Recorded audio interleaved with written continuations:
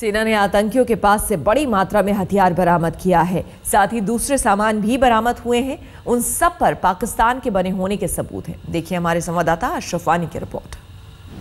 कश्मीर में तीसरे चरण के चुनाव से ठीक पहले और प्रधानमंत्री नरेंद्र मोदी की सोमवार में श्रीनगर में होने वाली रैली से पहले जिस अंदाज से शुक्रवार को नियंत्रण रेखा के पास सबसे बड़ा आतंकी हमला हुआ है, उससे अब परतें खुल-खुलकर सामने आ रही हैं। दरअसल ये हथियारों का जखीरा है जो नौगाम सेक्टर में और उरी सेक्टर में मारे गए आतंकियों से गिरफ्तार हुआ है और ये कहीं ना कहीं साफ दर्शाता है कि इस आतंकी हमले में बड़ी योजना थी।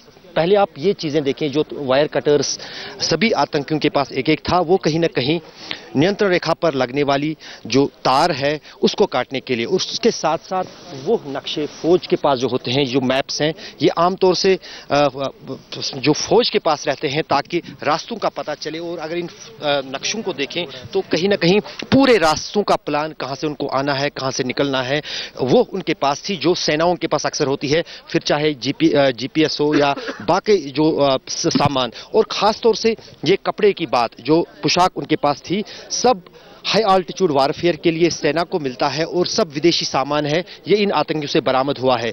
चाहे आप बर्फ में चलने के लिए इस सेना की टोपी की बात करें या फिर ये जैकेट्स जो -10 से -20 डिग्री तापमान में भी किसी व्यक्ति या किसी फौजी को काम आता है, वो इन आतंकी के पास पाया है। और फिर सीधे वो जैकेट्स जो फौज के पास रहते हैं, सबसे गर्म क्लोथिंग जो -10 डिग्री तक चलने फिरने के लिए काफ़ी है। और दूसरी महत्वपूर्ण बात जो इन आतंकियों से मिला है वो ये सफ़ेद रंग के कपड़े, क्योंकि अगर वो बर्फीली चोटियों और बर्फीले इलाकों में चले तो एक तो ये बर्फ से बचते हैं, दूसरे इनको नाइट विजन में देखना या फिर इनको सफ़ेद बर्फ में पहचानना काफ़ी मुश्किल हो जाता है।